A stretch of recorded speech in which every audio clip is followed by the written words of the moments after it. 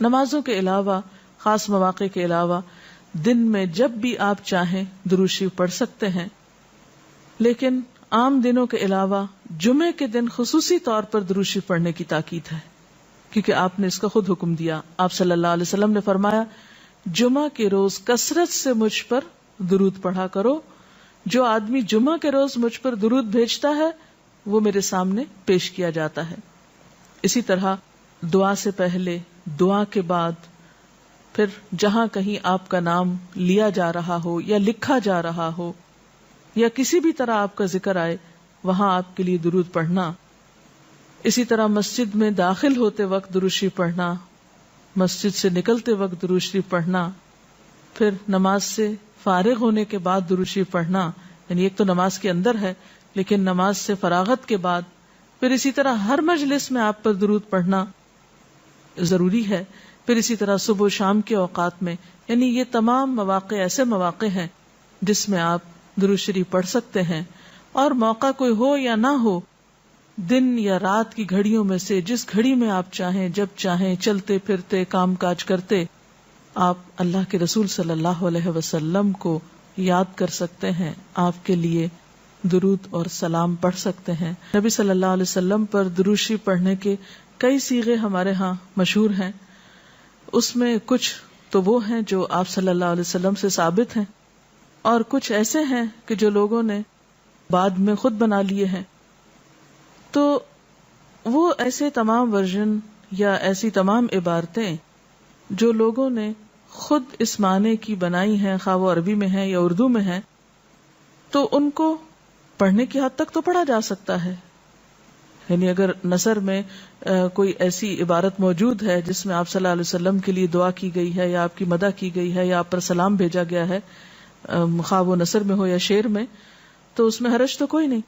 لیکن وہ چیز جو خود آپ صلی اللہ علیہ وسلم نے ہمیں سکھائی اور جو آپ کی طرف سے ہمیں ملی، اس کا مقام باقی ہر انسان کے کلام پر کہیں بلند ہے، کہیں زیادہ فائدہ مند ہے. تو وہ درود شریف جو مسنون ہے، وہ صیغہ جو آپ سے ثابت ہے، اس کا پڑھنا افضل ہے، وہی اصل درود ہے. اور باقی تو انسانوں کے خیالات یا جذبات کا اظہار ہے، خواہ وہ شعر میں ہو، خواہ وہ نثر میں ہو، خواہ وہ اردو میں ہو، خواہ پنجابی میں ہو یا کسی اور زبان میں ہو، وہ تو پھر انسانوں کے کلام ہے نا. تو جس طرح اللہ سبحانہ وتعالیٰ کے کلام کو باقی تمام انسانوں کے کلام پر فضیلت ہے، اسی طرح نبی صلی اللہ علیہ وسلم کے کلام کو بھی باقی انسانوں کے کلام پر فضیلت ہے.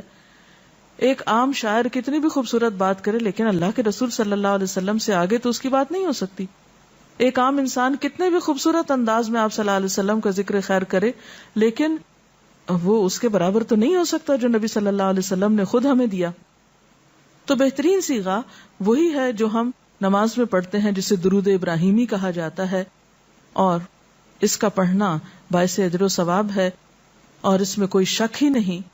اسی طرح یہ چونکہ تھوڑا طویل ہے تو اس کو مختصر انداز میں بھی آپ پڑھ سکتے ہیں. مثلا صرف اگر آپ صلی اللہ علیہ وسلم کہہ رہے ہیں تو یہ بھی درست ہے، یہ بھی درود شریف مکمل ہے ایک طرح سے، اگرچہ مختصر ہے. اسی طرح اللہم صلی وسلم علی نبینا محمد، یہ بھی آپ پڑھ سکتے ہیں. صلی اللہ علی النبی الکریم کہہ سکتے ہیں. تو مختصر ہو یا درود ابراہیمی کچھ طویل شکل میں ہو، اصل چیز تو ذکر میں مشغول ہونا ہے. تعداد میٹر نہیں کرتی جتنا وہ احساس اور جذبہ اور عقیدت جو کہ درود شریف پڑھتے ہوئے آپ صلی اللہ علیہ وسلم کے لیے ہماری ہو سکتی ہے. تو ہمارے لیے دن میں بے شمار مواقع ایسے ہوتے ہیں کہ جس میں ہم درود شریف پڑھ سکتے ہیں. سب سے پہلا موقع تو خود نماز کا موقع ہے. اس وقت تک نماز مکمل نہیں ہوتی جب تک ہم اس میں درود شریف نہیں پڑھتے. پھر اسی طرح عام نمازوں کے علاوہ نماز جنازہ میں بھی درود شریف پڑھا جاتا ہے. پھر اذان کے بعد درود شریف پڑھا جاتا ہے. آپ صلی اللہ علیہ وسلم نے فرمایا جب مؤذن کی آواز سنو، یعنی اذان سنو، تو وہی کہو جو مؤذن کہتا ہے، یعنی اذان کا جواب دو، پھر مجھ پر درود پڑھو. یعنی اذان کا جواب دینے کے بعد جب اذان ختم ہو جائے تو کیا کرنا چاہیے؟ نبی صلی اللہ علیہ وسلم پر درود بھیجنا چاہیے.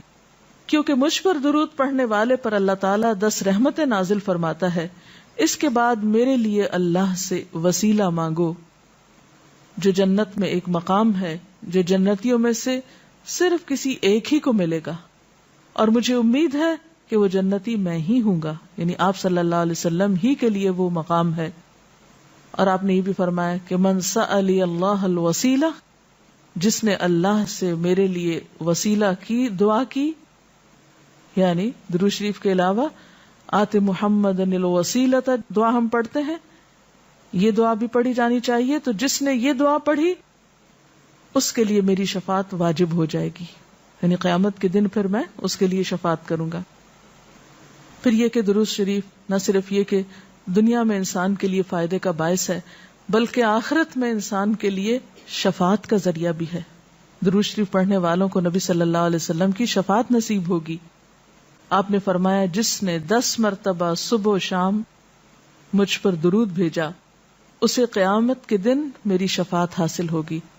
اب یہ کہ اگر زیادہ وقت نہ بھی ملے تو 10 دفعہ درود شریف پڑھنا آخر کیا مشکل ہے، کتنی دیر لگ جائے گی، لیکن اس کا اجر و ثواب اور اس کا فائدہ کس قدر ہے. پھر اسی طرح درود شریف دعاؤں کی قبولیت کا ذریعہ بھی بنتا ہے، یعنی اگر دعا کرنے سے پہلے درود شریف پڑھا جائے اللہ تعالیٰ کی حمد و ثنا کے بعد تو اس سے دعا کی قبولیت میں اضافہ ہوتا ہے. نبی صلی اللہ علیہ وسلم کے ساتھ حضرت عبداللہ بن مسعود اور حضرت ابوبکر اور حضرت عمر تشریف فرما تھے. تو حضرت عبداللہ بن مسعود کہتے ہیں کہ میں نماز پڑھ رہا تھا، میں بیٹھا تو پہلے اللہ تعالیٰ کی حمد و ثنا کی، پھر آپ پر درود بھیجا، پھر اپنے لیے دعا کی. تو آپ نے فرمایا اللہ سے مانگو ضرور دیے جاؤ گے، یعنی جس طریقے سے تم نے دعا کی ہے کہ پہلے اللہ تعالیٰ کی حمد و ثنا کی ہے پھر درود شریف پڑھا ہے، تو اب جو بھی تم دعا مانگو گے وہ دعا قبول ہوگی. پھر اسی طرح ہم دیکھتے ہیں کہ درود شریف نیکیوں کا دروازہ کھولتا ہے، نیکیوں میں اضافے کا ذریعہ بنتا ہے. آپ نے فرمایا جس نے مجھ پر ایک دفعہ درود بھیجا اللہ تعالیٰ اس کے نامہ اعمال میں 10 نیکیاں لکھے گا.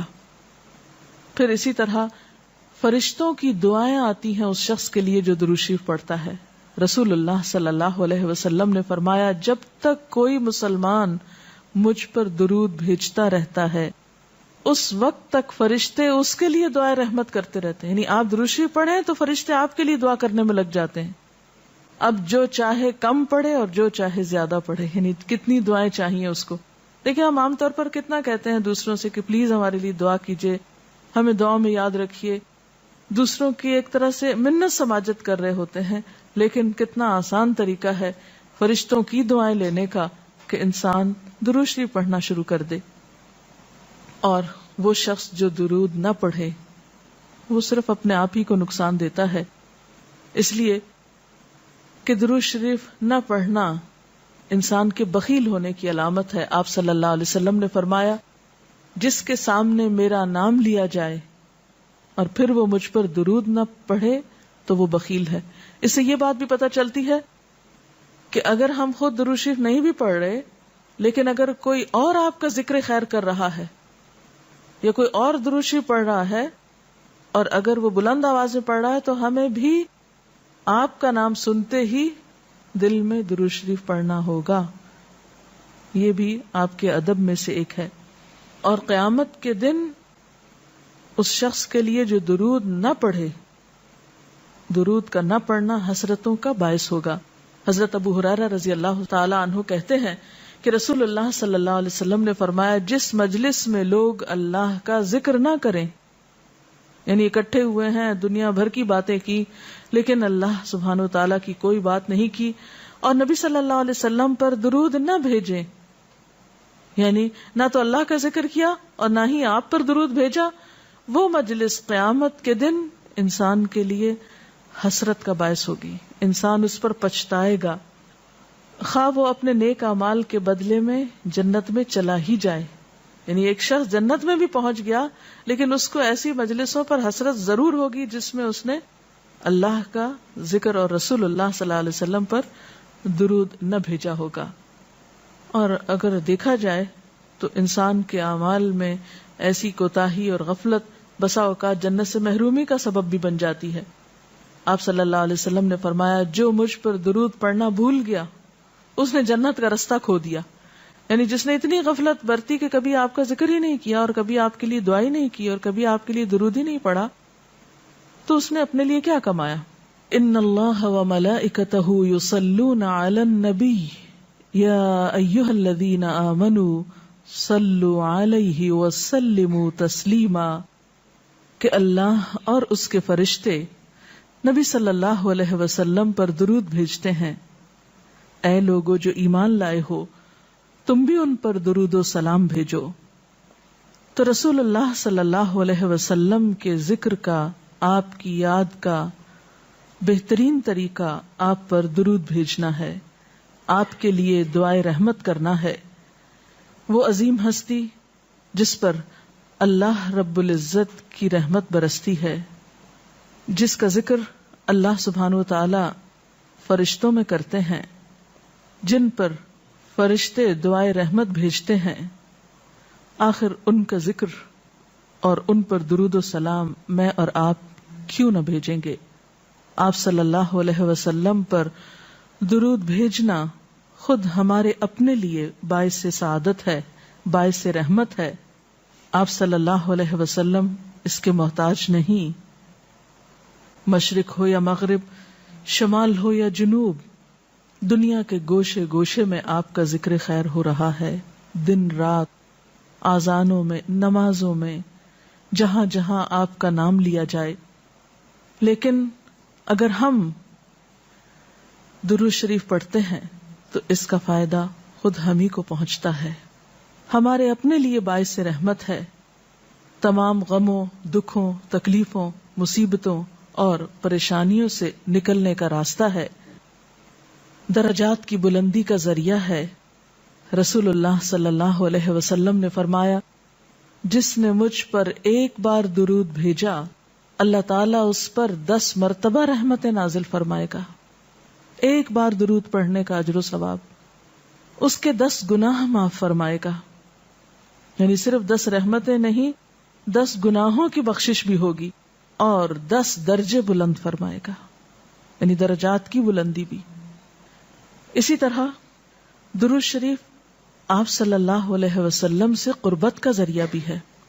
حدیث پاک میں آتا ہے, قال رسول اللہ صلی اللہ علیہ وسلم اول الناس بی یوم القیامت اکثرهم علی صلاۃ, قیامت کے روز مجھ سے سب سے زیادہ قریب لوگ وہ لوگ ہوں گے جو دنیا میں سب سے زیادہ مجھ پر درود بھیجنے والے تھے.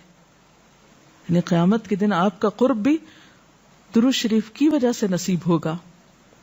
پھر اسی طرح اگر انسان کوئی اور دعا نہ بھی کر سکے, غم, دکھ اور تکلیف کی حالت میں صرف درود شریف بھی پڑھتا رہے تو اسے ساری دعاؤں سے کفایت کر جائے گا.